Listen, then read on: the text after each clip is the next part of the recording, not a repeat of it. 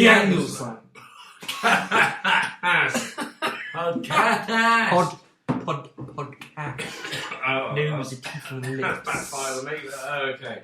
Oh, Hello, everybody. I think we've just about got our voices back. Yeah. I thought I was doing well up until that point, but there you go. Yeah. So, hi. We're back. SummerSlam 2021. Yes, we watched it in Glasgow. Mm-hmm. We went to Glasgow for the weekend. That's why our voices are a little bit hoarse. Yes. Some partying was had, and some drinking was done. And some annoyance was gained. Yes. As we'll get to. It's we still had fun. Yeah. Again, I think we had fun for the reason we knew we'd have fun. That we were doing one of those like the walkabout events again. Yeah, just nice to be in the room together watching wrestling with people, drinking, having a laugh. And I I was worried the atmosphere was going to be because the Birmingham one's always pretty good atmosphere wise. Yeah. So it's going to be like I'm guessing it'll be the same in Glasgow, but you just never know. It was good, very good atmosphere. So maybe slightly better. I don't know. They treat you better. Free DVDs and stuff. Yeah, got free DVDs. I've still got yours. Oh yeah, I forgot about that. Got free DVDs. Yeah, raffles. The big, massive tower drinks as well. That's a good idea. But yeah, Glasgow, as usual, welcomed me and you this time with open arms. So yes, kudos to them. So we should Take a sip. like, subscribe, and share. You'll find us on Facebook, Twitter, Instagram, YouTube, SoundCloud, Stitcher, Apple Music, loads of other ones which my tired body cannot think of. The internet. Yeah, just look at all the podcast stuff, put in Angle Slam Podcast, and you will find us. Yes. We were discussing deaths just before this. I've just remembered the guy's name, so it's all right. A few weeks ago, it was called Beautiful Bobby Eaton. Oh, right. Was from a very old school. I think I might be wrong. I think he was a tag team specialist. He died a few weeks ago. Again, I'm not familiar with his work and stuff, but dedicated to him. I suppose from a personal one, we could talk about Sean Locke. Yeah, I mean Sean Locke, a comedian. He's not anything wrestling based, but big shot for us. For the British. Yeah, because he was a cornerstone of 10 Catchers Calendar. Cornerstone of a lot of panel shows, really, and just all round just hilarious. Totally unexpected as well. Yeah. It just wasn't one of those people on the list you'd think, oh, he could drink himself to death, or he hasn't looked well, or anything like that. It was just like, wow, okay. And then, reveals that he's been battling cancer for majority of his life. Mm-hmm. It's a shit one. But we're dedicated to Eaton and Sean, even though Sean's to wrestling, and I suppose we'll crack on.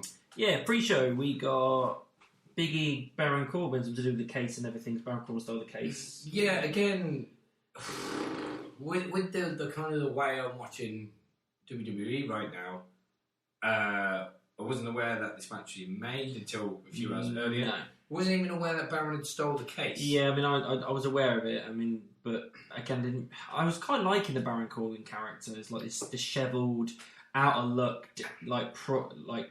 character. Just depressed. Yeah, and I quite thought it was fun, and I do like the fact that Big E is winning the bank holder, even though he's not done anything since he got it.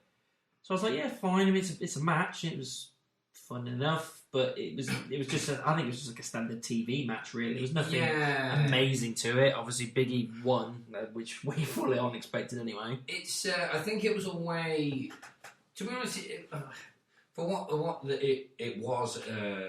The purpose of it and everything, I kind of get it. I think it was there because I guess we've got nothing for Big E on the main card or anything like that right now. But let's keep him relevant. Keep him in people's heads. Let's put him a bit more over. Keep him on the peripheral. Yeah, and I'm kind of I'm not fully invested in this Corbin thing, but I'm more invested now than I was a couple of years ago because he's doing quite well. He's looking the part. He's playing the part well of just this pathetic, just miserable, down on his luck guy. Obviously, the way he just held the case, he genuinely thought that it was his and it couldn't be taken away, and again, the match was. Baron's never been a bad wrestler, so anytime he's been given a gimmick, he grabs it with both arms and goes for it, whether it's shit or not. He goes for that proverbial. Sorry, my voice, the proverbial brass ring. Prass ring? Prass. The voice is the voice is going well here. Yeah, the brass ring. And yeah, all I can really remember is that when he began to struggle, he kind of like thought, well, I'll run away with the case again, and Big E just clean him outside, a little big ending and good night. Yeah. I've got a little bit more to potentially say about this match, but it kind of is connected for something later on. So I'll come back to this. But yeah, that was the pre-show. So first match. Well, yeah, it was LBRY versus AJ Styles and Omos for the World Tag Titles, which was a good idea to open. Yeah, I'll give them that. That is a great idea to open. As it opened, it was like, you always go with, I wonder what the first match is in your head. And I thought, yeah, out of all of them, that's the way to get the crowd 100%, going. 100%, because we're invested in Riddle. We like Randy Orton's involvement in this, and that he seems invested in this story. So when Randy's invested, we're invested because he cares and he makes the effort, and it showed here. It was full of energy. It was a lot of fun. Riddle doing all his usual stuff. Randy doing his usual stuff, but with a smile on his face. AJ, being AJ carrying most of the match. Omos didn't really do much as we kind of expected. Almost did what he needed to do. Yeah, it was just a nice kind of fairy tale kind of thing for this LBRY thing. They've taken the tag titles, and I'm actually kind of fine with it. I loved it. I loved the way they posed at the end and everything. I love the fact that Randy's kind of accepted Riddle, and they're a full team now, obviously, so you can build up to that breakup when it eventually happens. It was fun. But yeah, it was a good, fun, solid opener. It could have gone a bit longer. I think we discussed it could have gone a little bit longer. Got to turn that Wi-Fi off. You have to turn off every time. Yes, keep going. Sorry. So yeah, it could have gone on a bit longer. We reckon it could have gone on a bit longer. Yeah, but that's the only gripe I can have with what they did with I think it was 8 minutes maybe. Well, yeah, considering the couple of segments which we'll speak about later happened, it's one of them. Could have gone just slightly a bit more, but it did. This was like an actual textbook success story for WWE of what it was meant to do. Yeah, it hooked the crowd. It hooked everyone that was watching at home. Of like, this is the creation of the pace of the show. This is SummerSlam. Gives you the pop, gives you the energy, gets you feel good. It starts the momentum. Just a little thing as well, like obviously because it's the first match, it's like your opening pyro, and I don't remember a lot of pyro. No. I don't think there was any, was there? No, not really. But they opening video stuff. Not only was it a much bigger place than I was thinking, I wasn't really sure about that weird runway. Yeah, it's been. I don't really like the ones that kind of go off on a tangent anyway, a little corner, but it was very narrow. Yeah, and it also just like every time they trying to camera to the competitor, it was just sometimes through the crowd. I couldn't even see them properly. It seemed a bit.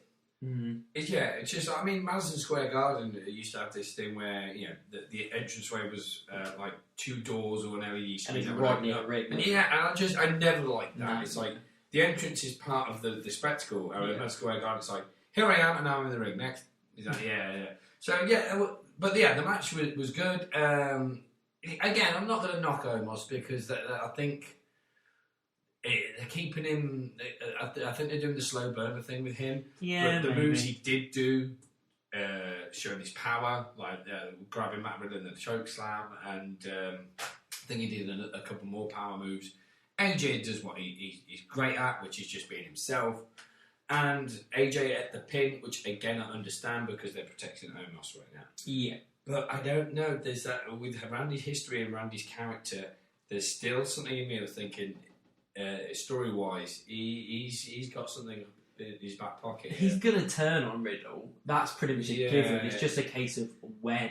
But to me, it's more like, is he using him? Because he probably thought, well, I hate this guy. Because he did care him a couple of weeks ago on Raw.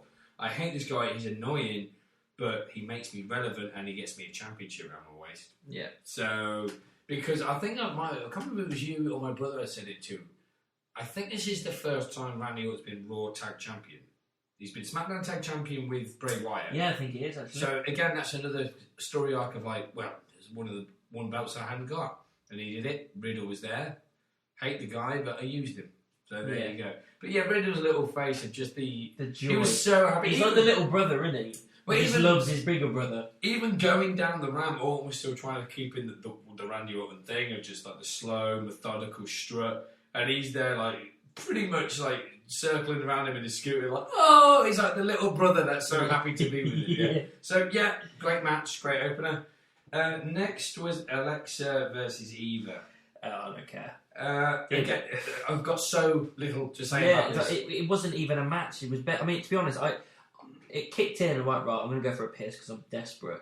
I got back and then less than a minute later it was over. It really didn't last long. It was, I mean, Alexa beat Eva, didn't she? Yep. Yeah. Easily. Yeah, quite easily. And then Doudrop turned on Eva, like basically said she was a loser, took her gown and strutted off. That's it. I mean, that's literally it. When this match was announced, I thought, okay, I know there's been some kind of minor story on Raw because of the stupid thing where Lily winked. Oh, God. So I did that, and then they showed that thing, the kind of like the previously on Raw kind of thing, where Eva slapped Doudrop. I'm not going to call her Doudrop. She's piping in. Yeah. She slapped her to try and get her out of it. Well, she did the first slap to kind of like, okay, that was a bit harsh, but maybe try to slap her out of it, and then smacked her again like, nah, you've just been a bitch. Okay. So it was almost like, okay, is this the build up to now?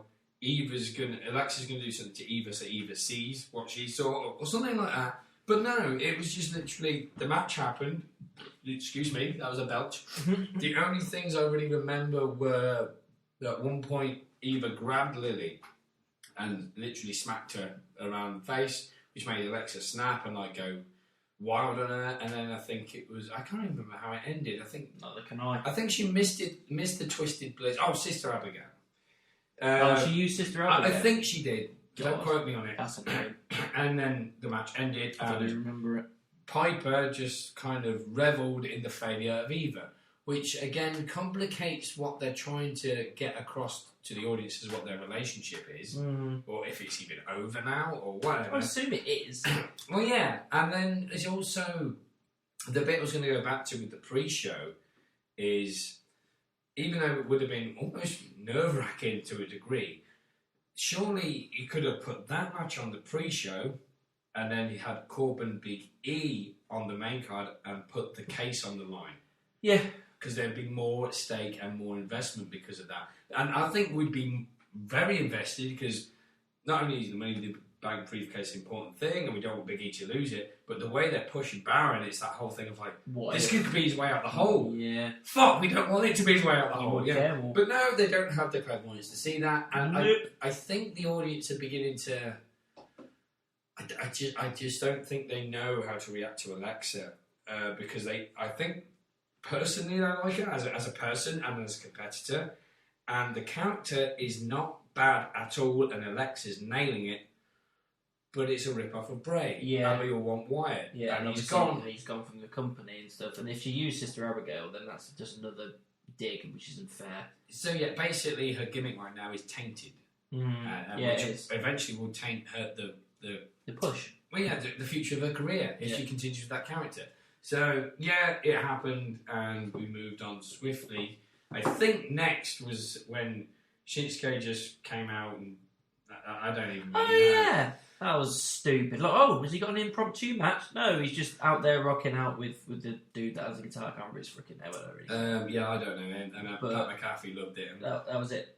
Again, that's a cheap pop. That is, because they know that everyone's going to be singing his theme tune, and that's the only reason they did it. I mean, fair enough. We sang it, but we sang it in the thought of what's happening here? Yeah. I mean, I've thought about this, and a thought popped into my head, which I haven't thought before, because obviously we were talking about when I was saying certain segments took time off potential of the matches. We're talking about stuff like this. Yes, it's unnecessary. Like we could have forgot the Shinsuke thing, had more minutes on the Raw tag match. Mm-hmm. It kind of dawned on me that obviously, it's a spectacle and stuff, and there's all this stuff backstage, but little mistakes happen and everyone's human. So I keep thinking now, like, are these segments sometimes thrown in place to be like, okay, we need to stall them. We're live on TV and so isn't ready because something's wrong, or they're in the toilet, or something like that. It could be, but I mean, I would argue that maybe they put on adverts or something. Oh yeah, and also it's like, well, shouldn't you be more organised than that? I mean,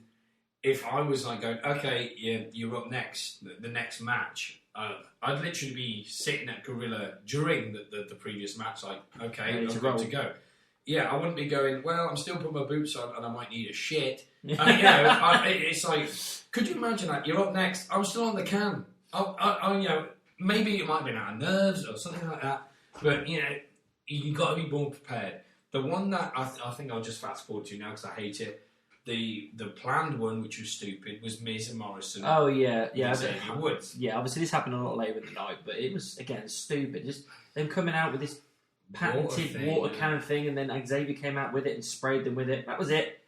And that was a segment. That was it. I'm sorry, I didn't realise I was watching Nickelodeon. Pathetic comedy. Even that it's whole not thing. Even, it wasn't even funny. I thought you had the gun. No, you've got the gun. It's like, well, obviously neither of you have the gun. So, and it was stupid. Before everyone goes, like, well, can that be a... And that went 10 minutes. Yeah, and before anyone goes, isn't that a way of buying time? You're like, no, because they planned it, because they showed them pulling up on the truck on the pre-show. Yeah. So it was always a planned segment. There was a plan, and it was stupid. Yeah. Was weird that Kofi wasn't there.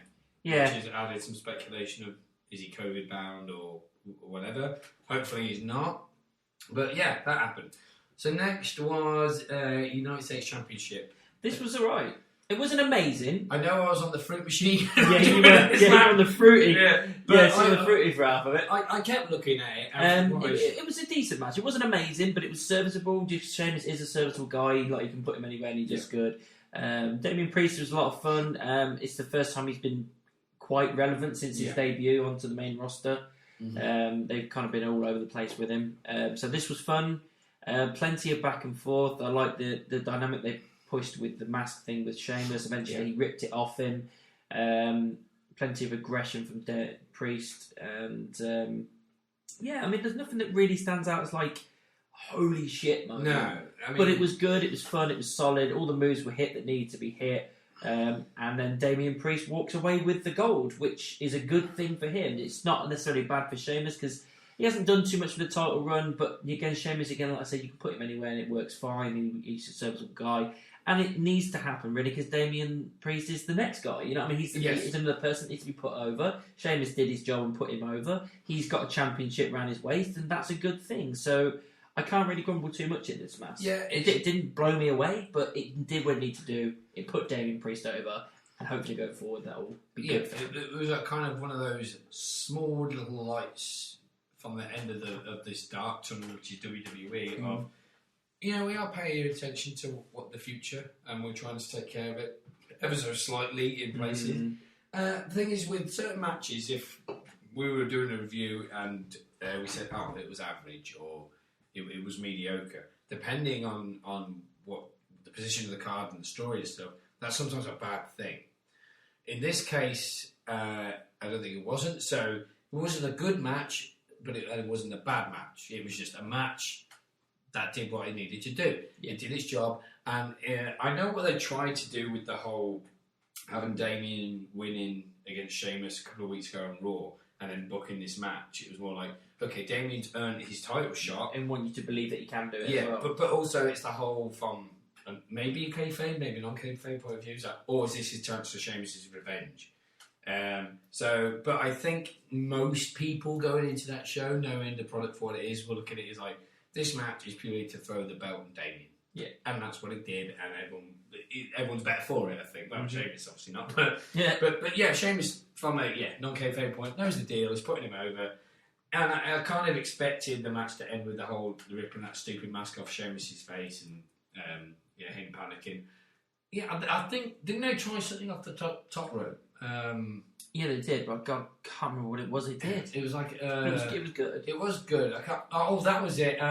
It looked like one of them was going to superplex the other one to the outside of the ring. Oh, yeah. And we're like, no fucking way. And I can't remember who threw who off now, but he ended up just throwing him off the top rope back into the ring, and we went from there. So, we've 2 new champions so far. LBRY and Damian Priest.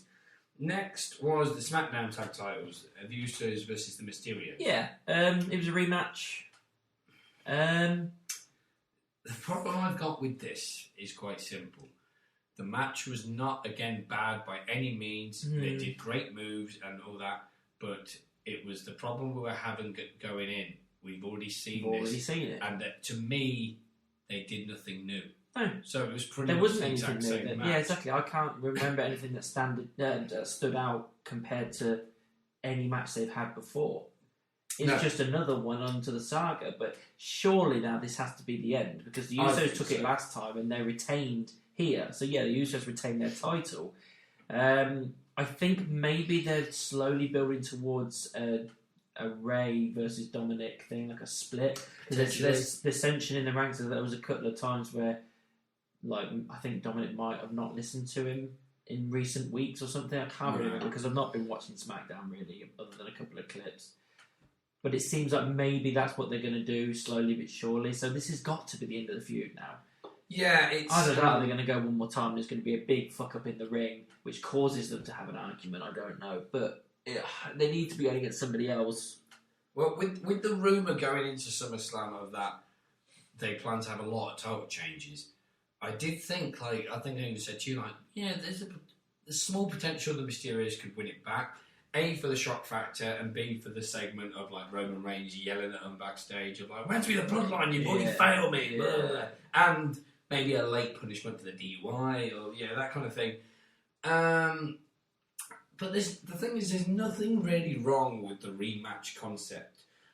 But if you do it right, the timing has to be right, the story has to be right, the momentum has to be right, and the counts have to be right. And even stipulation. Yes, I think, I was going to say. Yeah, it's like, if you're going to do this 3 or 4 times, spice it up. If it's just match after match after match and it's all the same, you're not going to be able to tell them apart. Let's say with Takeover 36, which I'm still yet to watch, it's Kyle O'Reilly versus Cole for the 3rd time, and I'm happy about it. I'm excited about it because I've got the investment in the story and the characters, and they've always spiced it up. Yeah. They had their one-on-one match, they had their unsanctioned match, and now it's 3 stages of hell.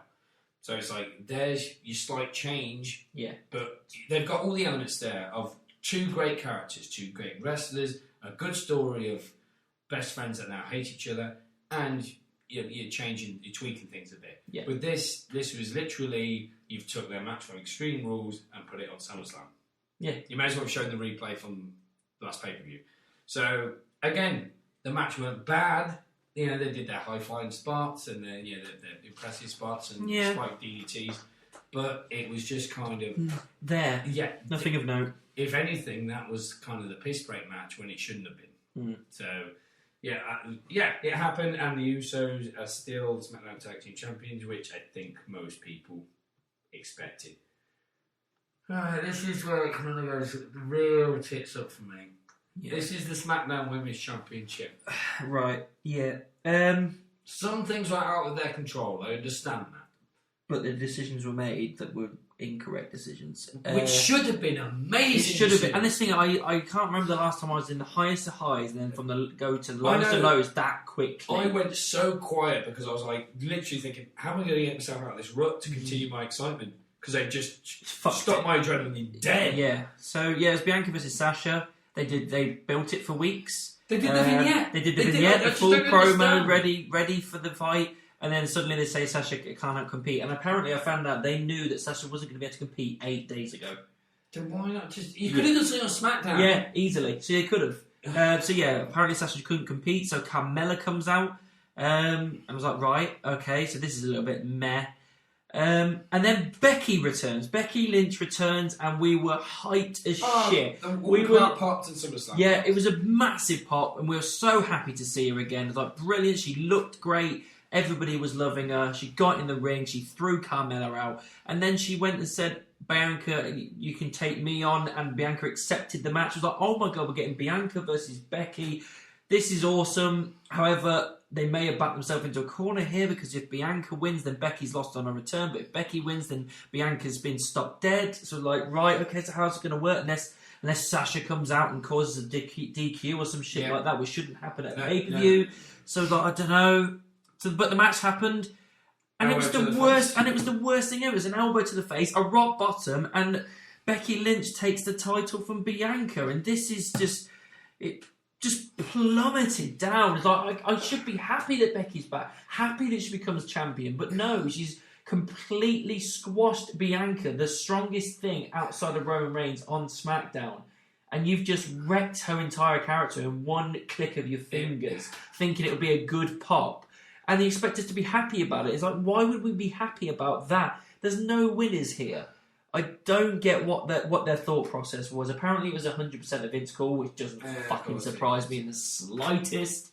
Stupid idiots. I've got the throat to say it. I've been saying that a lot. I'm just so annoyed. I mean, I'm interested to see what happens on SmackDown, because I can't see them doing anything else but turning Becky heel here, because she is going to get a chorus of boos for that. Yeah, it makes no sense to me. It was a stupid idea, and I'm so sorry for Bianca. I'm sorry for everyone involved. Yeah, to be honest, I do feel a bit sorry for Becky. Because Becky couldn't have thought that was a good idea. Becky has now got a lot of heat on what should have been a huge return, which isn't her fault. Bianca, I mean, I was trying to look at Bianca's reaction. I was thinking, right, those tears, are they genuine? That more like, oh my god, I've lost my championship from a kayfabe point of view? Or are they, I can't believe they've done this to me already, like this. Already. You got Sasha, which again, nobody's fault. She couldn't make it to the show. And then you made Carmella look ridiculous as well. So, the only thought of from that, if I can try and get the senile old head of Vince McMahon, is that for some reason he thinks, right, okay, she had to give it the Raw Women's Championship, so let's try and pick up where we left off and throw the belt back on her. Fair enough, but you should have done it with an actual match. Or put her in the Raw match, make it a fatal four-way. I'd have been fine with her taking that. It would have made more sense. I'd been a little bit annoyed with it, because obviously Nikki's run would have been cut short. But I'd have preferred that over Bianca getting pinned any day, especially the way they did it. It wasn't even a full match. It was Bianca was prepped and ready to go. It was about 20 seconds or something. Again, if it came out that turned out Bianca was supporting an injury as well, so she couldn't go and they needed to do it, then I'd be a little bit more okay. But as far as I know, that isn't the case. No. So it's one. I was looking at, trying to look at the screen. I had to turn away because I was pissed off. But in where we were, it seemed almost for the TV, for everyone at SummerSlam, it seemed like a very 50-50 reaction. Where we were, it's kind of 20-80. There was a few people cheering from the tables, and there was the rest of us of going, how does that make any fucking sense? Yeah. So there you go. Yeah, Becky's back, and she's new SmackDown Women's Champion, but it's at the expense of a fantastic push with a great character that they've been doing for pretty much the start of the year, and squashed over like instantly. That. And I want to know why that makes sense, and we're never going to know why, because I can't exactly. Vince doesn't care about any of us. I can't walk into Vince's office and find out. But yeah, it will. Again, I think I said to you, if I was going to SmackDown this week, I really wouldn't know how to react to Becky, because I got nothing against Becky. She's a great character. But it'd be a similar thing to the Reigns when he was a face. Yeah. It'd be booing the decision, not booing the person. Yeah, but you have to boo that character, unfortunately, because it's the only way you can get your point across. I'm not happy with this. Yeah, I'll be very surprised if there's not a mixed reaction to that. Yeah, there is going to be a mixed. And I kind of want to know, without giving the results away of what happened at the Raw Women's Championship, why it didn't make logical sense to do the Raw thing. Because now it's kind of an unofficial trade. She was on Raw, she's now on SmackDown. And the belt she gave her was the Raw Women's Championship. Yeah. Sure, she'd want to get that one back. She's got the history with Charlotte, and you could set up a feud between her and Rhea Ripley. Yeah, it just made but I'll speak more about this when we get to the match, otherwise I'll spoil it. But yeah, this was the most disappointing thing of the night for me, because of Sasha and Bianca's match at Mania. Before I knew Sasha couldn't compete, it was like, they've got a lot of pressure, but this could be a show stealer again. Yeah. And it just went... It was one of the rematches I was actually looking forward to. It just went completely the opposite direction, big style, and spiralled out of control. It took a massive dive off a cliff. Yeah, so again, new champion of a returning star that we were salivating to see back, and nobody, to my knowledge, is happy about it. No. How's that? How do you fuck business? that up? How's that good business? Yeah. We love Becky. Why is she champion right now? Fuck that. I mean, great. It would have been different if she'd even had a 5-minute match of like, oh my god, I can't believe that, poor Bianca. But all right, this is more like, how could you? Yeah, get like say, how could you fuck this up? How could you crush Bianca like that? Tell me how that makes sense. And I bet there'll be. And I'll tell you, you're wrong. Yeah. Oh, well, I've been doing this a lot longer than you, kid. He goes, yeah, so retire already. Yeah. Fuck's sake. Either retire or die, Vince. Make your fucking mind up and do one of them. And we can't even go to better things because next was Drew versus Jinder. Yeah, didn't really care about it. Yeah. They tried to make this feud a big deal because they're friends and they wanted to work together, and that's fine if they want to work together. That's not a problem. But you've got to build Jinder up more than just, oh, he's back. Let's just chuck him into a feud like you do, like you always seem to do with him. He just seems to go with the feud rather than just building him up over time. And no point did I think that Drew was going to fucking lose this at all. Like people get saying they were going to push Jinder. It was like, I don't see it happening. They'll bail at the last moment, even if they did think about doing it. Why even do the match? Yeah, why is my thing because there was nothing really of note to me. Nothing really stood out. You got your standard stuff that happened. Claymore. I'm really hard to find. I think I might be at the bar or not even paying attention again at this point, but. I remember a little bit looking at where Jinder was kind of begging Drew off, which is fine, I suppose. It fits to his heel character. But like I said going in, he's a big dude as well. They're very similar size and strength and physique, so they could have just gone to town on each other. You could have had this as a decent showcase for Jinder. Yes. Not to win, but to have a good showcase at the end of it. We come away going, all right. You impressed me there, but they wouldn't. We're paying attention. But they didn't even give him the time to really do that. How long was it? What, 6 minutes? My little page here says just under 5 minutes. Just under 5. So what's that like, for someone that's a former WWE champion not long ago? Yeah, exactly. You could have had again because it's a risk with the Jinder character because I think they know he's not exactly over yet. To get him over, you could be like you could have had these guys slug it out for like 20 minutes, so the crowd maybe the first few minutes they would be like. I'm bored, I don't care, whatever. But then after a while, we're like, they're kicking the shit out of each other here. I mean, I don't know which way it's going to go. And they didn't go that way. It was just like a couple of cowardly moves. But Jinder got a couple of moves in, Claymore, good night. And I'm fine with Drew winning because I'm a Drew fan. Yeah. But Drew did not need it. It seemed, again, another excuse just to put him on the SummerSlam card. Yeah, that seems to be the thing with the Big Four these days. It seems to be there's a lot of time that they put matches on because I've got to get this person on the card. Yeah. No, you don't. Not if it doesn't make sense. Yeah. But if that's the case, why was fucking Nakamura not in a match? He's the Intercontinental Champion. Yeah. Surely, I'm wrong. It doesn't make sense. Yeah, I was going to say maybe if you made it a triple threat with them, it should say Smackdown. So I'll retract that. But yeah, I mean, I have a feeling that this isn't the end of the feud. No, so, probably not. But again, if you're going to continue, it needs to be spiced up. You can't just... next pay-per-view's Extreme Rules. So there's got to be something in there, you'd hope. But yeah, so if that does happen, I really would expect Jinder to win the next one because while I was shocked with Jinder but winning this one was like, surely this is the start of his actual push instead of just throwing the WWE title on and winning willy-nilly of something logical and organic. But I bet they just went for, we want the fans to leave happy, so we'll have the hero win, which I slightly understand. But again, it means end result means this changed nothing. It did not build anything. It just made people go, oh, right, yeah, Drew's a badass. He won. It's like, we know he's a badass. We already knew it. Yeah, you're telling us stuff we already know. So no character development has been made apart from making Jinder look like a bitch even more. So, again, I probably didn't even have to say that because we always thought he was a bitch. So Drew won. Drew won, Nothing and else. that happened. Next was the triple threat match for the Raw Women's Championship. Yeah, so Rhea versus Charlotte versus Nikki A.S.H. Just calling her Nikki. I don't like A.S.H. A.S.H. It was alright. It wasn't too bad. Nikki got more offense in than I thought she would. Charlotte did her usual things. The corkscrew... was it corkscrew suplex through the air? Oh, the moonsault. Sorry, corkscrew moonsault. That was really fun. I don't remember Rhea doing anything really much of note. Again, this was hard to set the hook because of the last two matches. It kind of been deflated. Yeah, again, it was kind of it's kind of like this continuing feud that's just kind of meh. It was fine. It was an okay match. I just don't agree with the winner. I'm right. I know Charlotte's the best, right? So Charlotte wins. Yeah. Takes the title from Nikki. I know Charlotte is the best in that ring out of the three of them. I'm not taking that away from her. Yeah.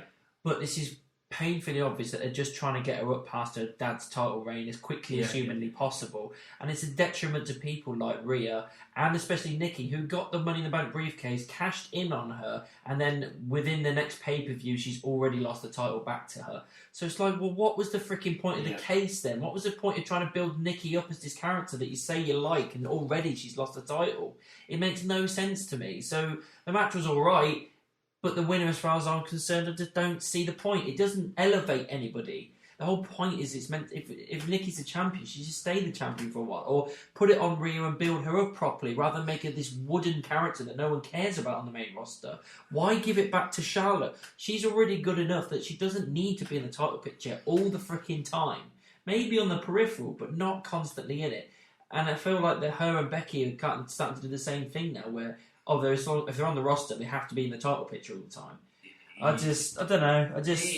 Just not a lackluster winner for me. I think a lot of fans just didn't know how to feel or react going into this match, because there's a lot of fans out there that are a fan of Nikki, again, of her work.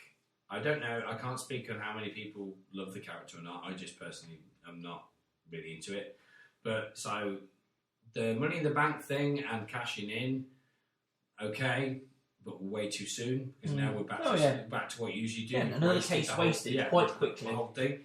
And you've took the belt of her very soon, so it's like she's guaranteed to pretty much be lost back in the shuffle, like nothing ever happened. Plus, going in, yes, you've got Nikki in it to change things, but you yet again getting a Rhea and Charlotte match and pay-per-view where you've kind of kicked it to death now.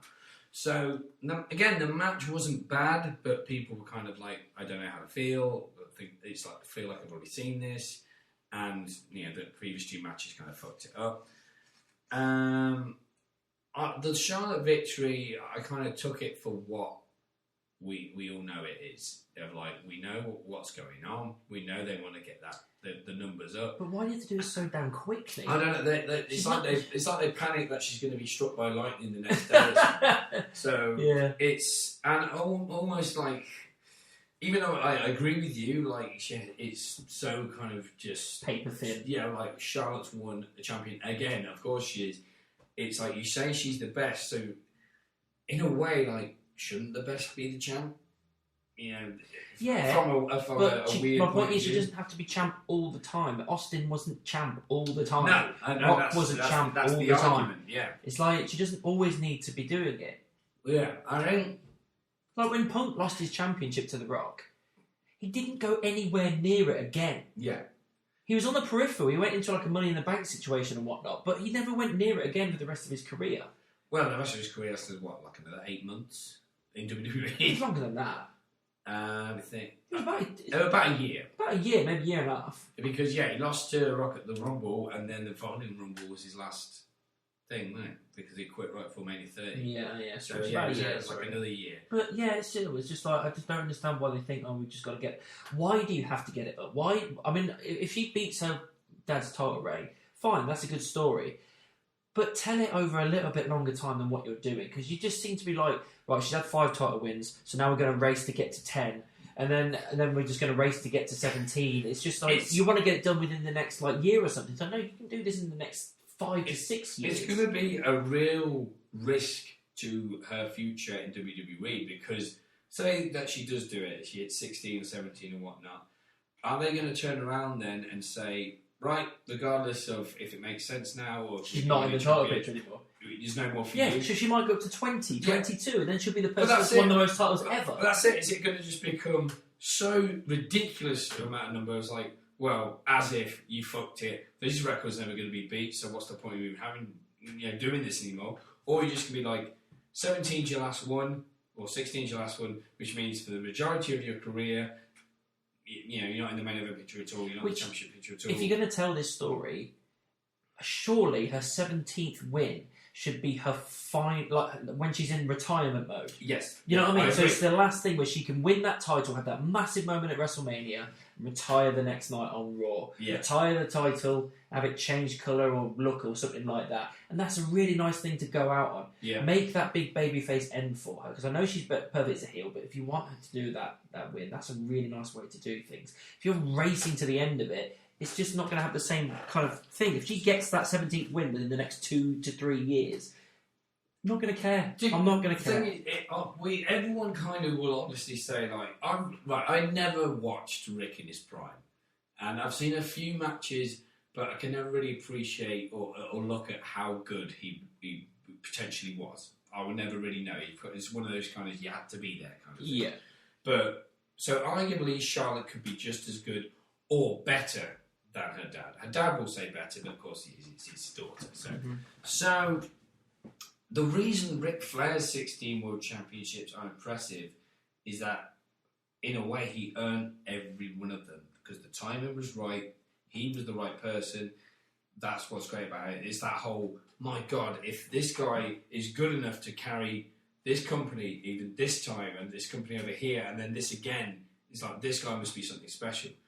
This is, like you say, a paper-thin storyline fed unorganic thing of like, she hasn't earned any.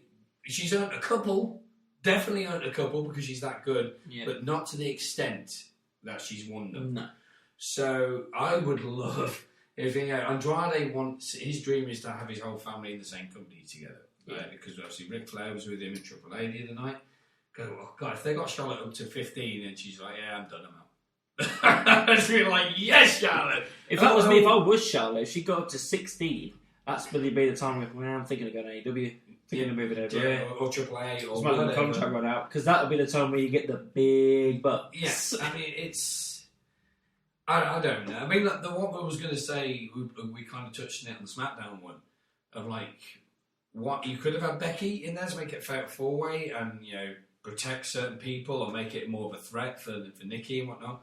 Or do exactly the same thing you did with the SmackDown one after Charlotte won. Yes. So when so the two moves happen and when Becky gets it, not only is it like, okay, she's tired, but Becky's champ, Charlotte isn't because we all hate her, and Becky beat her rival to do it. Yay! Yeah, exactly. Not the SmackDown one. Exactly. It makes writes itself, doesn't it? fucking sense. Yeah. Stupid. So, and I mean, I get they're protecting Rhea, but Nikki took it wasn't the pinfall, she submitted, which that's worse. Again, yeah, it's like, so was there a push even on the table at all for her? Or was this just a hot potato so you can get the title on Charlotte as quickly as possible, which is what I think it was. And the cheap pops for Money in the Bank and the cash in and that. Because now, in a way, you've kind of made her character irrelevant.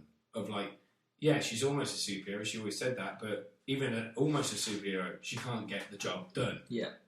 First title defence. Because surely Charlotte defeating Rhea, maybe with dirty tactics or the submission or the pinfall or whatever, would have created more sympathy for the Nikki character. Because it wasn't her fault. Oh, you've lost it and you had no say in it or whatnot. The only way, again, I'm hoping on things that I know aren't going to happen, is like if this is what drives Nikki to breaking point and she snaps again and becomes Psycho Nikki, which I think most people want. Oh, yeah. But not going to happen because it's too cool. Yeah. So, too cool for WWE. It's too nice. We're not allowed nice things in WWE. So, down to the last 3 matches.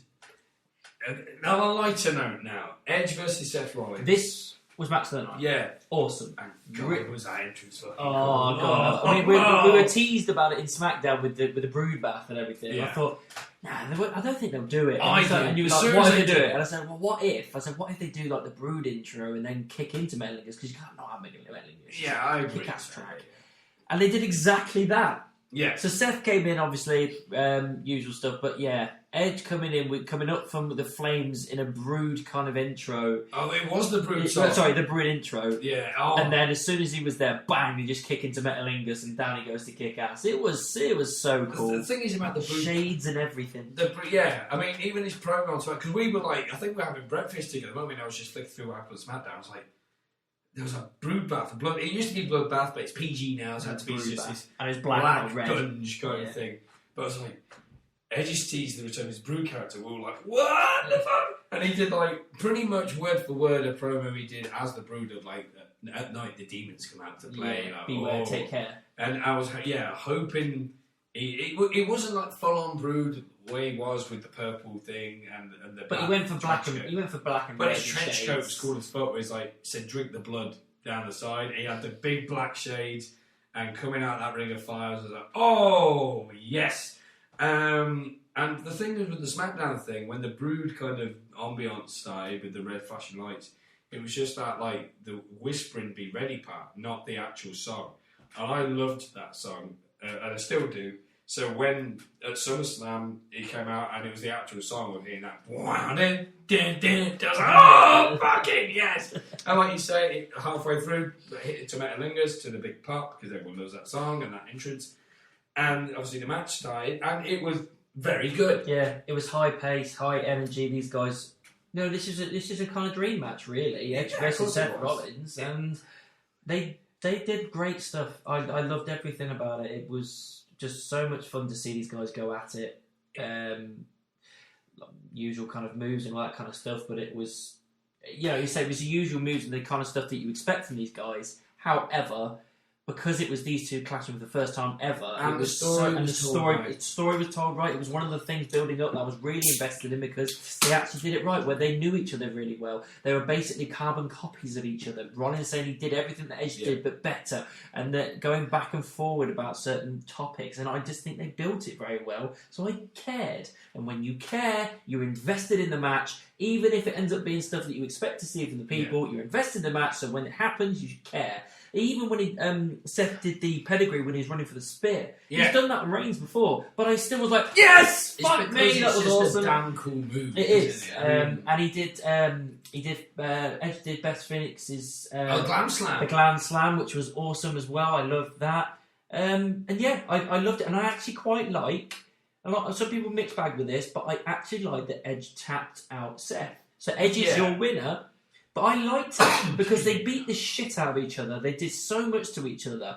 And it was always that thing about Seth trying to get the stomp on Edge because of fuck up his neck. I would have been nervous as well. And he never got that stomp. And eventually he just couldn't take it anymore. And he tapped Seth out. Not only does Edge not tap people out very often, but Seth doesn't tap out very often. So when it happened, I was like, you know what?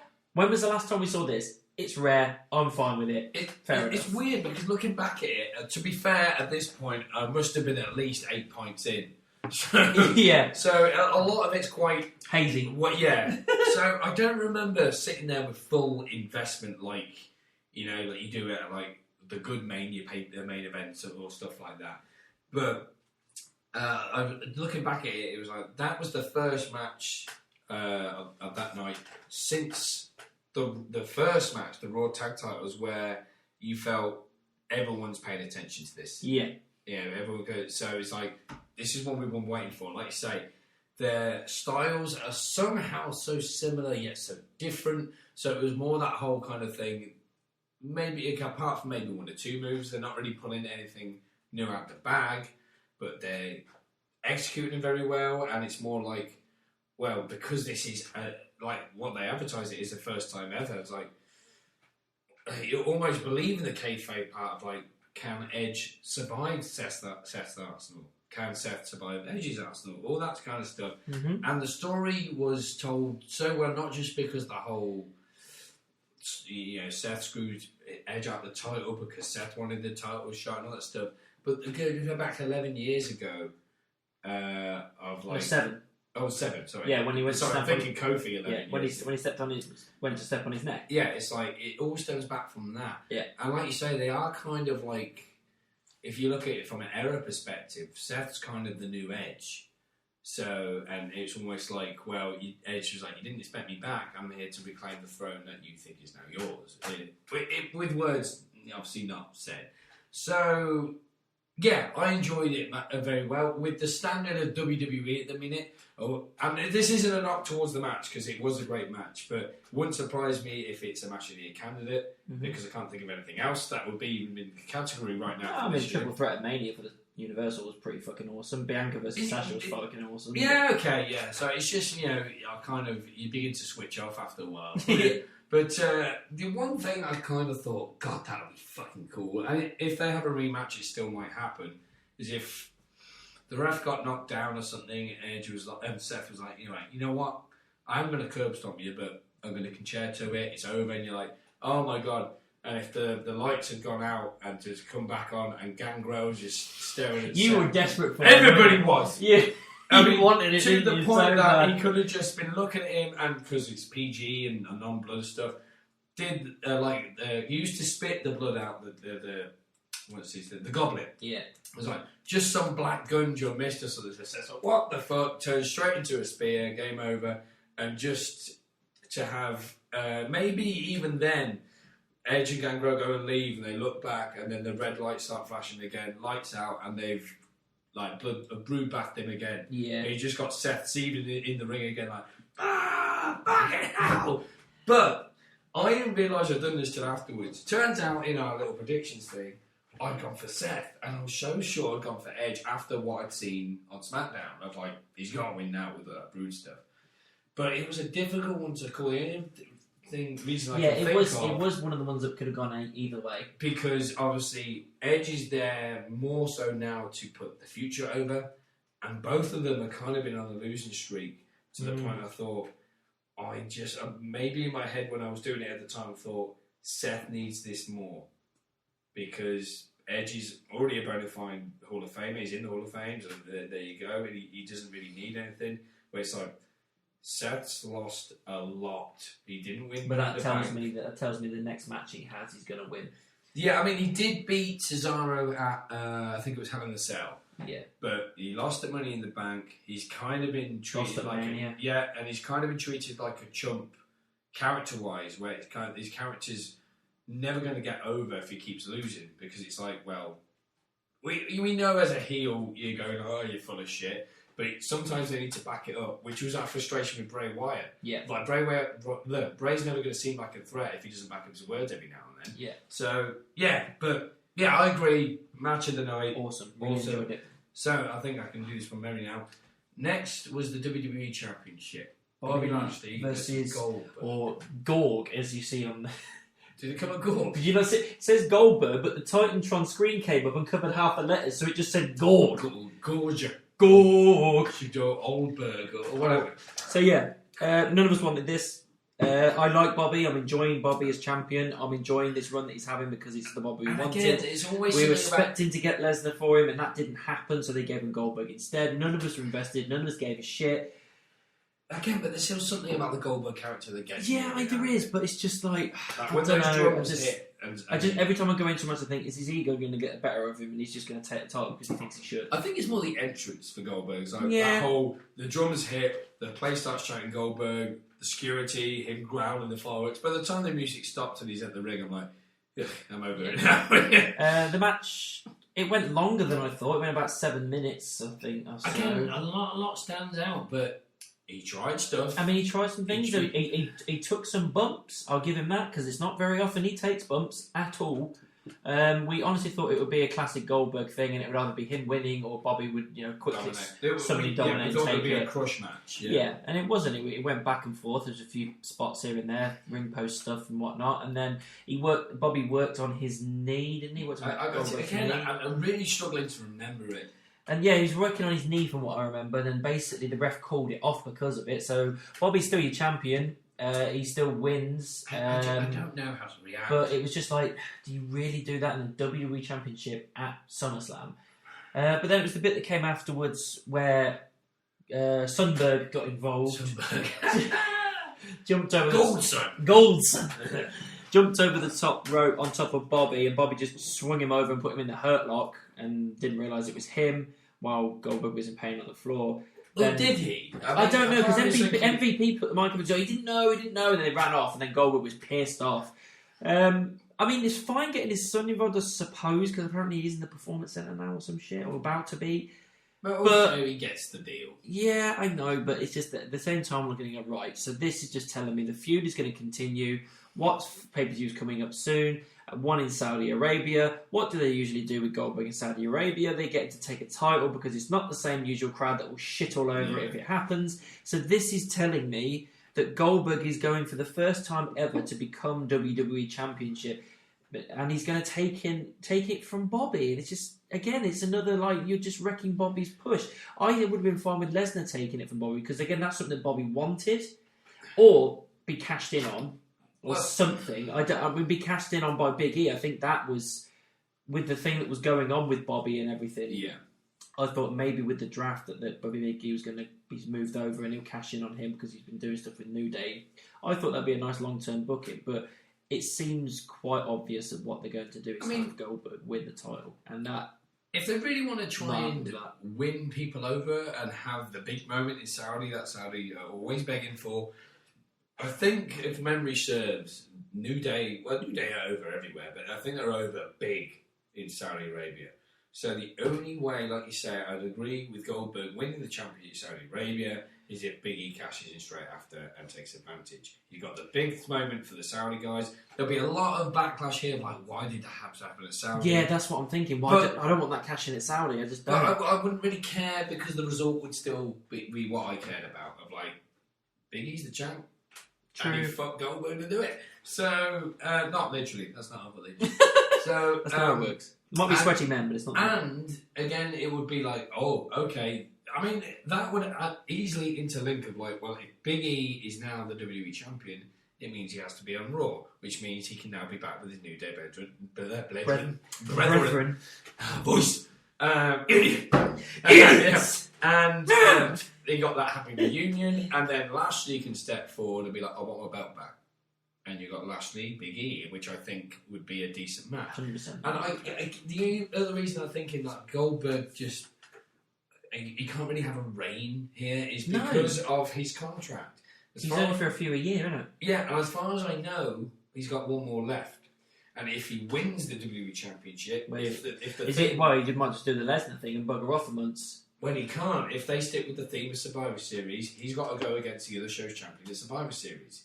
Which means, I might be wrong, maybe I'll have two in there and we'll have to have another Goldberg match in Survivor Series, but I just don't think that's the case. So, yeah, the whole thing with the leg thing, I was almost like, I don't know. It's a scapegoat. But it was almost like my brain went, oh, okay. And not even like a bad thing, it was just, okay. If that's how you want to get around this, then whatever. Maybe because of my lack of investment in the match. And also the fact that you didn't want Goldberg as champion. Yeah, it was more like, okay, I'll take that. Yeah. Bobby's the lesser of two evils, isn't it? Well, Bobby's still champ, and okay, you're protecting Goldberg. The whole thing with his... So yeah, even with the match being shockingly more of a wrestling match than we expected out of Bill, again... I wouldn't call it good. No. It was a kind of a couple of moves and fumbling around until the leg gave out. Yeah. There was that almost kind of like... I didn't see an X go up, but like I say, I wasn't really paying attention. So it was like, is this genuine? Until Lashley got the chair and started whacking. It was like, this is a work. Yeah. Okay, whatever. We know that. So when... is it Gabe, his son? I can't remember what his bloody name Gabe is. Goldberg. I think it's Gabe. When his kid jumped in and Lashley hit the hurt lock on him, obviously MVP apologising. It wasn't until MVP apologising that he goes, you didn't realise it was your son. And to be fair, Goldberg credit, he was like the other way. And it was almost like, yeah, he didn't know it was your son. And Goldberg looks over to see his son like, I didn't know that until then, you bastards. I think it was MVP was the one that was scared of like, Lashley, what have you done? I think Lashley, to get him a heel, knew exactly what he was doing. It was like, I don't care. I've just whipped your ass. So what are you going to do?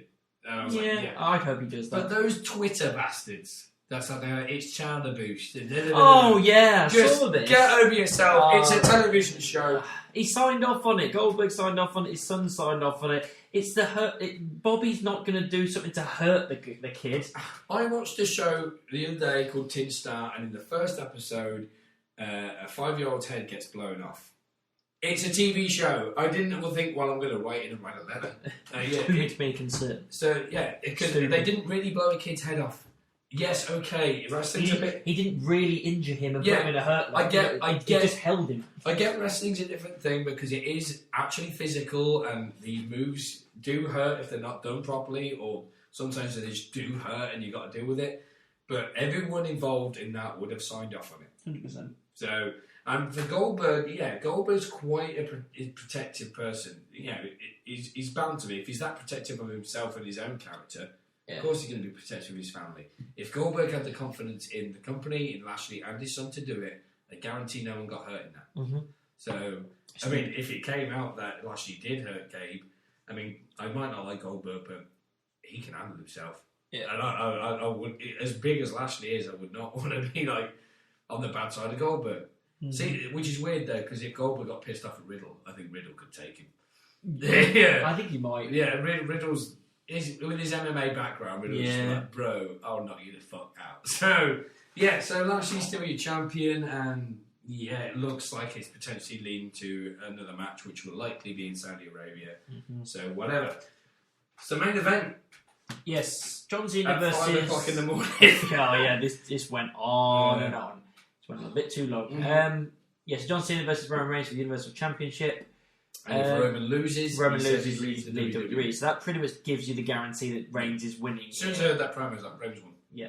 I thought he was going to win anyway, but that just solidified it, really. So again, that kind of takes out any kind of slight doubt you had in your mind. Because the storyline was great in the whole thing. Of the promo's fine. Yeah, why couldn't Cena have his 17th world title?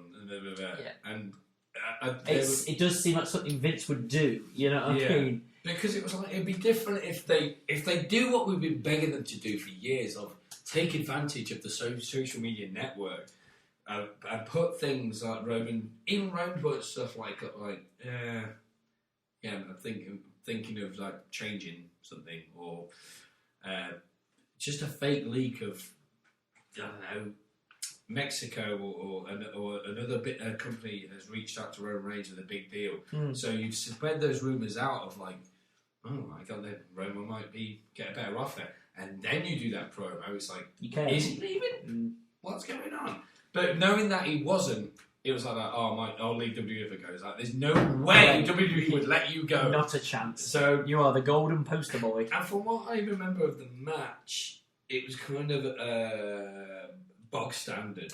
Yeah. Since Reigns has been champion, I said it on the night, and I still stand by it. This is the weakest match that he's had. Yeah. Because, like you say, it was bog standard. They all did the things they were expected to do with your spears, your guillotines, your 5-knuckle shuffles, your AAs. Yeah. I mean, there's a couple off the top. The one off the second rope was like, this could be it. That was super AA. There was, we put him through the commentator table at some point, so Reigns went through that. Yeah.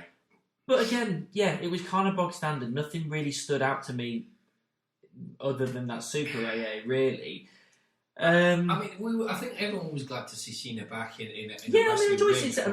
And one thing that our friend Matt said, and I totally agree with him, is that I don't remember a time that whenever Cena come back for a time off, he never ever looks rusty.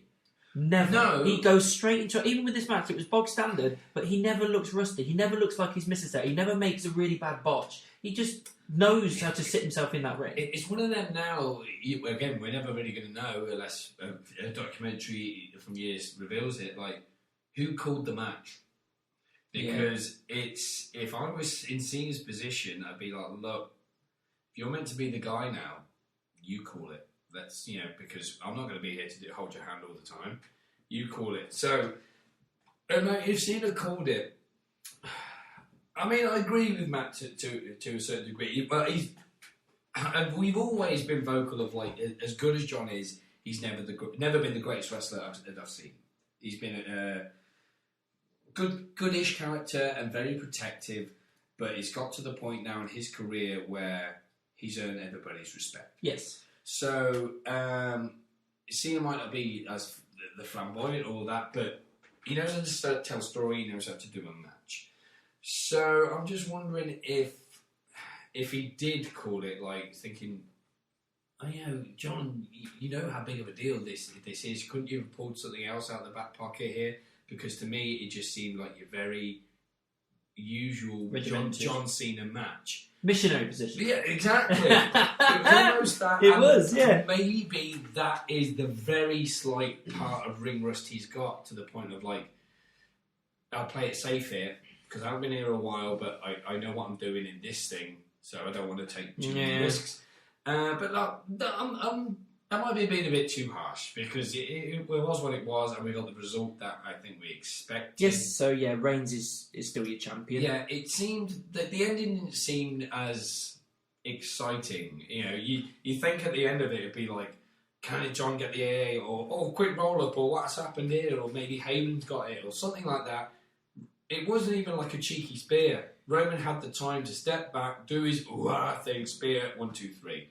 So which, in a way, is definitive of like, I've whipped Cena's ass again. Yeah, and this is the thing that's the good thing that comes out of this. It's, if you didn't believe it before, you believe it now. Cena was there to make sure that there was no doubters for Reigns being the top guy, being this aggressive heel character that he can be. And that's proved it, and that's fine. And that's what he wanted. He's still champion, and we still want him to continue to be champion and continue this character. But it's been almost 1 year since being US champion. I think it said it that August 30th the reign started.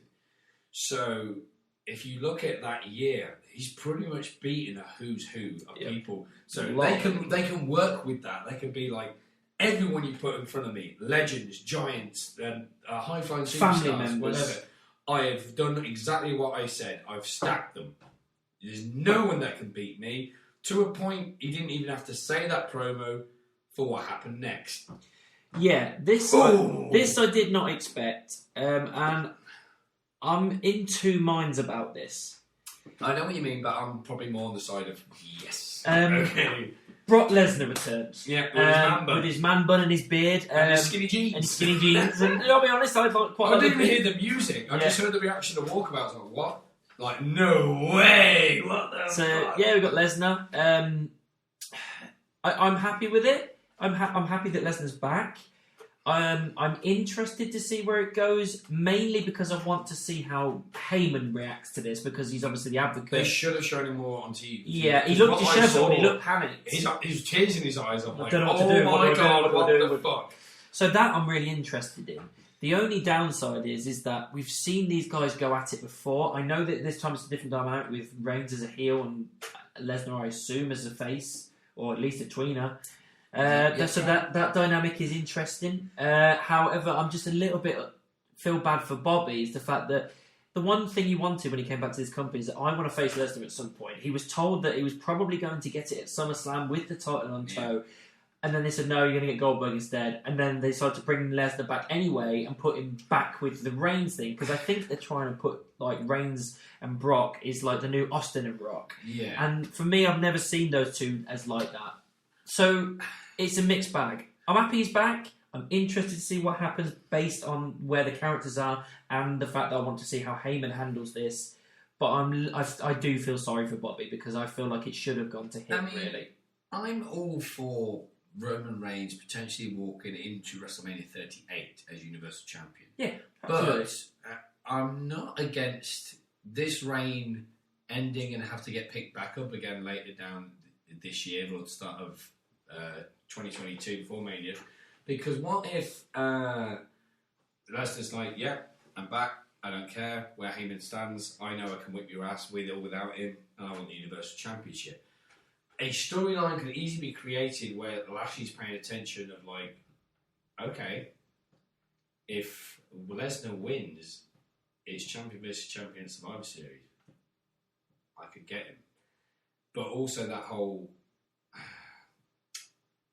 he's that desperate for it. It's wrecked Reigns' title reign. Yeah. So it's that. Yeah, is he that desperate that he will interfere in the match to purposely cost Reigns the championship? Because I don't think that will happen, because Bobby, in character form, has never vocalised that he wants Lesnar. It's never even come up even once. Yeah. It's literally backstage stuff. It's basically contract stuff where he's wanted Lesnar personally. He's wanted it as part of one of his bugaboos for coming back. Not once in his character, the entire time he's been there, has he mentioned that he wants Lesnar. It's kind of well documented all over the WWE universe, with air quotes there, that's the match he wants. It's almost like common knowledge now. So, I mean, it could be to the point that he goes in to help Lesnar, the ref catches him, Roman Reigns is still champ, and Lesnar's like, are you shitting me? To the point, Lashley's like, this isn't the match I wanted, and Roman's like, you tried to screw me. You might not be what you want to be, you got me. That can be the match at Survivor Series. That's when Lesnar comes back and just lays waste to both of them, and then you can do the slow build up to Mania. Or Lesnar does beat Roman Reigns at whatever. He beats him in the Universal Championship with Bobby's help. But so Bobby gets the match at Survivor Series with Lesnar, and then it could potentially lead to. I mean, part of me would be interested in Roman Reigns versus Lashley. Yeah, I'll be fine with it. I'm interested to in the it. point that later they have the match at Survivor Series. Later that year, Roman Reigns cost Lashley the WWE Championship. So he's that livid, like, I'm jumping ship to SmackDown now. To that point, as someone from Raw can go to SmackDown, it could be a trade. And the next Royal Rumble is like, yeah, it's you and me for the Universal Championship. And be like, no. Yeah, there's a lot of avenues they can go, but I think it needs to somehow intersect into Lashley versus Reigns. Lashley versus Lesnar. I hope so. Because it's got to the point now. I think it did start with most fans of like, yeah, it could be good. We'll see. And it's just snowballed to the curiosity's got. Yeah, but also the run that Bobby's been having is more legitimate now. Yeah, of course it is. Yeah. So yeah, Lesnar's back, and I'm intrigued to see what they do.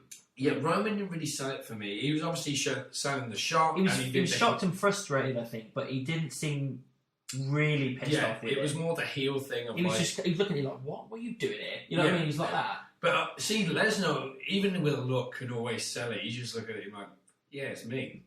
What are you going to do? And Reigns did the heel thing and backing up. Yeah. Apparently, again, I don't know if this was always planned or because obviously the show went really long, they had to cut it.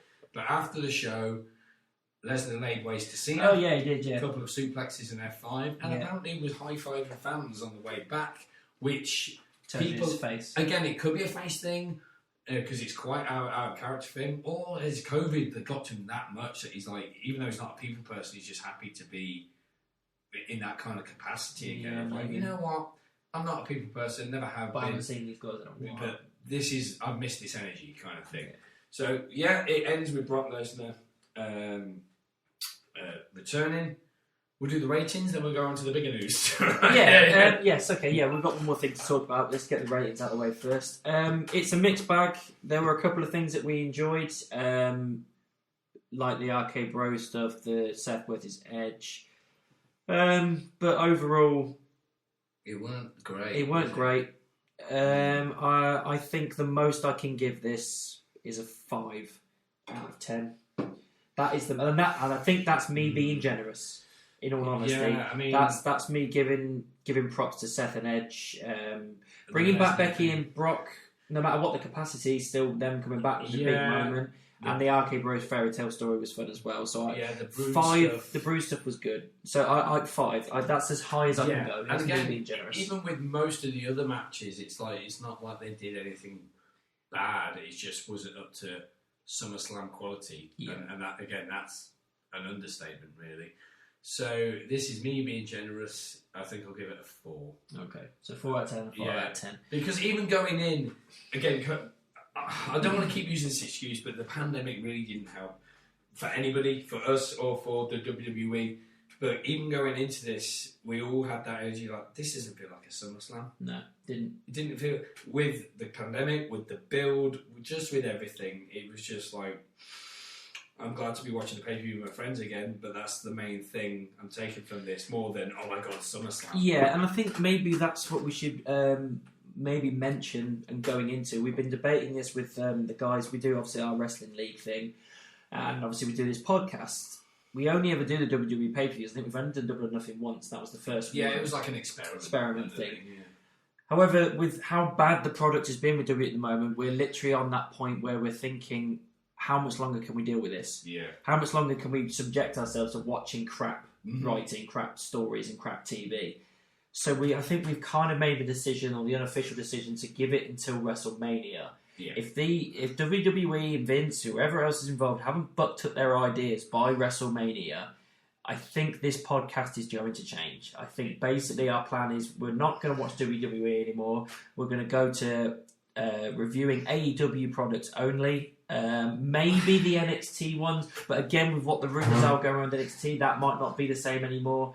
but this is potentially the Mania that's coming might be the last Mania we review until we hear it gets better. It's weird because it's almost like, I love wrestling that much. It's that kind of like, I want it to be amazing, and right now, again, we'll get into it in a minute, AEW is hitting all my cylinders kind of thing. Yeah.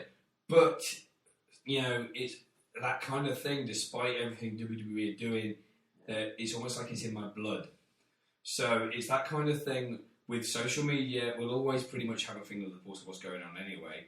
So, we're definitely going to see it up to Mania, but it might even get to the point where we're doing AEW, and we might still do maybe just Mania, because I'm always going to watch WrestleMania. Yeah, Mania, and maybe the Big Four. Maybe the Big Four, depending on what we hear. And depending on if it gets worse. So, keep your finger on the pulse of what's happening to us at the moment. We're still doing the WWE pay-per-views, but come WrestleMania 38, it could change. Yeah. But we're going to end on a fucking high note, and the highest. It's the highest note for wrestling all year, and oh my god, I'm so happy. Do you want to explain it, or just scream the headline? I'm screaming the headline. Scream the headline. Go for it. CM Punk is back! Oh. Yes, CM Punk has come back to wrestling. He did a massive promo on AEW. There's loads of rumours for a while. They did the right thing about doing it first, so it didn't overshadow the rest of the evening. Oh god, we're just so happy. We were losing our shit. We had to watch it in the hotel room. Luckily, we unintentionally built it up well for ourselves. Yeah, we did. Fucking around with wires and it's just like we're even going to be able to watch this. Don't look at Facebook. Don't read so any emotional. messages. I'm surprised I didn't cry, to be honest. One of our friends, Amy, she said she was just in floods of tears of happiness. Just looking back at it, I didn't have the time because I think I was just in the moment. So I watched it about 3 times since, and a couple of times I was like, it's moving me now. Yeah, it was so perfect. They had cult of personality, new merchandise to his t-shirt and everything. He looked so happy to be there. He kind of inadvertently apologised for any of the decisions he made, which he didn't. Well, he didn't. It looked like he was going to. But he didn't actually apologise. But he basically just said, "Look, it was just for me, and I needed to sort myself out."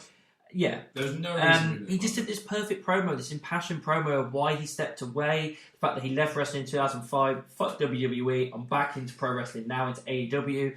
And it seems like he's there to stay as well. He's going for Darby Allin, which we have rumoured that he probably would anyway. And by the way he's talking, he's like, I'm back and I'm not going anywhere. So the opportunities that are potentially coming his way and our way to enjoy CM Punk wrestling new guys, even some older guys with new characterizations. I mean, there's so many possibilities. If he can go still, Sting versus Punk is a dream match. God, yeah. Oh my god. Because Sting versus Punk, Punk versus Omega, obviously Darby Allin, Moxley, Jericho, maybe a tag thing with the Young Bucks, Colt Cabana even, MJF. Well, there's more MJF than Eddie Kingston than Mike. Eddie Kingston as well. There's so many opportunities there, and I'm salivating at seeing my boy back in a wrestling ring because he's the reason I got back into wrestling. He's the reason we're sitting here right now doing this podcast, because if I hadn't got back into wrestling, we wouldn't be doing this podcast. No. So he's the reason, and I'm so happy he's back, and I'm happy that he's in a good, happy, positive place for himself where he feels like he can get back into wrestling, and he's going to the company that I think are going to give him happiness overall. He's not going to be just another guy on the roster. He's going to be CM Punk. Through everything, you can just tell that AEW care. They do. They care about the fans. They care about their roster. WWE care about the money. And it's corporate greed. They care. The weird thing is WWE care about their image, and it's not doing very well right now. They're making it worse by caring too much. So the thing is, with the whole Punk, because let's face it, we were going to just dissect this. He came out. He's always been an honest man. So it was a shoot. It was not a planned promo, because he even said, I don't really know what to say. And let's think about it. If he went out not knowing what to say and said all of that, it means the man going to go on a mic still. Yep. And honestly, he didn't miss a beat as far as I was concerned when he had that mic in his hand. Yeah. So I was hanging on every word. And the genius of shitting over WWE without actually saying it. Not mentioning a name, but he basically said, why would I go back to the place that made me sick in the first place? And it's like, fair play. I get that. There was that, and then there was the whole just leaving them out of the whole, I left professional wrestling in 2005, and now I'm back. He's like, because in a weird way, WWE agree with it. sports entertainment. Not I think, pro wrestling. And that what it stems down to why he weren't happy in WWE. He wasn't a sports well, he was because he's damn good at it. But at his heart, he wasn't a sports entertainer. He was a wrestler, and I think that's what most fans want it to be. But the build up for us of no Facebook, no messages. Fuck the world, we need to keep this secret. We even had one of our mates put a notification on a message saying, I think you guys might like this. Didn't see anything, didn't see no links. Like, I'm not watching that, I can't look at that. Because he might just be something. I think what moved me more now I think about it, because originally I thought, wow, was that a bigger pop than 2011 Money in the Bank? And I think it was. I'd say it was on par. I'd say it was on par, to be honest. I might have to watch them both back and see. But what kind of moved me in my core was, it was the first time in a long time. It's like, this is the emotion I've missed from wrestling. Oh, God, for something to make me feel like this, and to not only make me feel it, but they feel it, and I can feel that energy and see that energy and hear that energy. I mean, from the opening of the show, you could see CM Punk chants all the way. So that's why they made the right call to do it first. Yeah. Otherwise, you'd have had that all night hijacking the show until he came out. So get it out of the way first. Give him his time. I mean, looking back at it, it's not a, but there is a kind of a weird noise. It kind of goes. Yeah. And my God, that was a pop. Yeah. And it didn't die down. No, didn't let up. Die down. Didn't let up at all. And then it even went to another level when he actually walked out the tunnel. He looks so emotional. He looks happy. He looks healthy. He looks fit and ready to go. Well, it's the first quarter of the show, because obviously, literally right before he was meant to speak, they went to a commercial break. But the first quarter of the show, all it was is a man walking down to the ring, and it was one of those awesome things I've ever seen. He jumped into the crowd. Oh, yeah. Remember that? Yeah. So happy with himself, he jumped into the crowd. And again, it was one of those things, I think this has only ever happened to Punk, where the music is blaring and you can still hear the chants above the music. He looks like he was going to cry as well at some point. He's that emotional. And he said what he needed to say, spoke from the heart, cross-legged in the ring, told a little story. And the ice cream bars. Oh yeah, the ice cream bar thing was a great idea.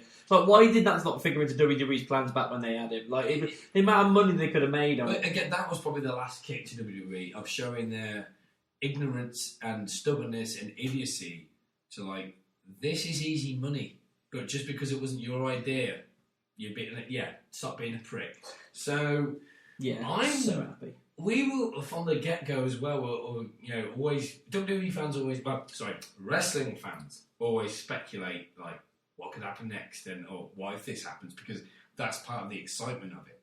So, we were talking about, like, what if Brian came out now and need the shit out of it, is someone going to come in to interrupt? And one of the things he spoke about was, how quick is he going to turn? The heel turn thing. And I like the fact, I think this is what attracts the fans to AEW. AEW is not black and white. I mean, to the point that if we do the predictions thing with AEW, they're going to be a lot harder to predict. Yes, because the problem with WWE is either you're a good guy or you're a bad guy. And if you do, you have to fit a certain regimented role of being that person. It's a couple of about a couple, but with this, it's like he doesn't necessarily need to turn full on heel. He could just be this tweener kind of badass character who does heel stuff, but he's also such a badass that we can't help but love it, like an Austin character. Yeah, and that we don't necessarily need to pigeonhole him somewhere. Punk is that good; he could make us hate him, which is amazing. Yeah, and I can't wait. So it's. Yeah, I mean, there were a couple of AEW matches where, like, Omega defended the title against Orange and Pac a couple of months ago, and his upcoming one with Christian.